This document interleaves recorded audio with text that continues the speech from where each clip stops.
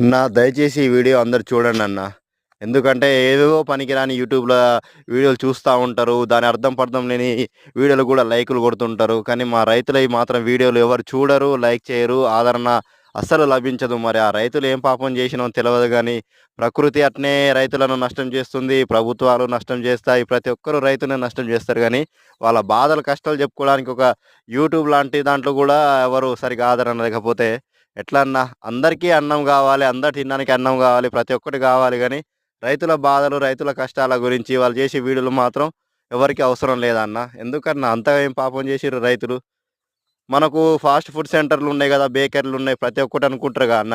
ప్రతి ఒక్క ముడి పదార్థం అన్నీ మన రైతులు పండించిన పంట ద్వారానేగా అన్న వచ్చేటియి.